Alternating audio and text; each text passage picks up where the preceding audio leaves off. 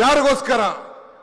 ನೀವು ಕೊಟ್ಟಂತ ಶಕ್ತಿಯನ್ನ, ಗಂಗೆಯ ನೀರು ನಿಮ್ಮ ಕೆರೆಗೆ ಹರಿಸುವುದೇ ನಮ್ಮ ಉದ್ದೇಶ, ನಿಮ್ಮ ಹೊಲಗಳಿಗೆ ಹರಿಸುವುದೇ ಉದ್ದೇಶ, ನಿಮ್ಮ ಬದುಕಿನಲ್ಲಿ ಬದಲಾವಣೆ ಮಾಡುವುದೇ ಉದ್ದೇಶ.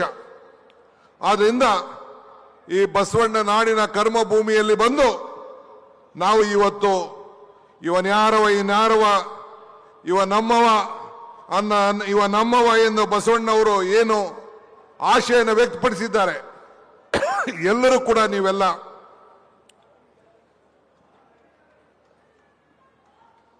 ನಮ್ಮವರೇ ಅಂತ ಹೇಳಿ ಇವತ್ತು ನಾವು ಕೆಲಸವನ್ನ ತೊಡಗಿದ್ದೇವೆ. ಬಸವಣ್ಣವ್ರಿಗೆ ಸಾಂಸ್ಥಿಕ ನಾಯಕ ಅಂತ ಘೋಷಣೆ ಮಾಡ್ದು, ಆದರೆ ಬಿಜೆಪಿಯವರು ಯಾರು ಕೂಡ ಆ ಚಿಂತನೆಯನ್ನು ಮಾಡ್ಲಿಕ್ಕಾಗ್ಲಿಲ್ಲ.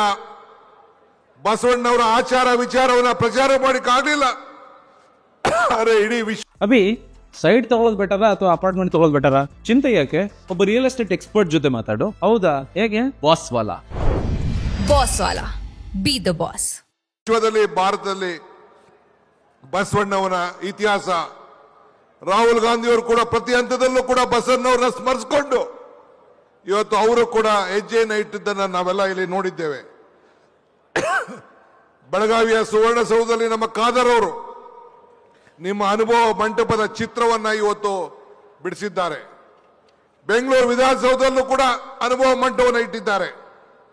ಸೊ ಹಾಗೆ ಇವತ್ತು ನಾವೆಲ್ಲ ಸೇರಿ ಅನೇಕ ಅಭಿವೃದ್ಧಿ ಕೆಲಸದ ಕಾರ್ಯಕ್ರಮಕ್ಕೆ ಬಂದಿದ್ದೇವೆ.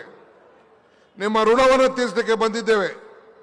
ಏತ ನೀರಾವರಿ ಇರ್ಬೋದು, ಕೆರೆ ತುಂಬುವಂಥದ್ದು ಇರ್ಬೋದು, ಇವೆಲ್ಲದಲ್ಲದೆ ಶಿಕ್ಷಣ ಕ್ಷೇತ್ರ, ಅಂಗನವಾಡಿ ಕ್ಷೇತ್ರ, ಇವತ್ತು ನಗರ ಅಭಿವೃದ್ಧಿ, ಇವತ್ತು ರಹೀಂ ಖಾನ್ ಅವರ ಇಲಾಖೆಯಲ್ಲಿ ಇಡೀ ನಮ್ಮ ಬೀದರ್ಗೆ ಒಂದು ಹೊಸ ರೂಪವನ್ನು ಕೊಡಬೇಕು ಅಂತೇಳಿ ಈಗಾಗಲೇ ಅವರು ಅನೇಕ ಕಾರ್ಯಕ್ರಮವನ್ನು ಕೊಟ್ಟಿರೋದು.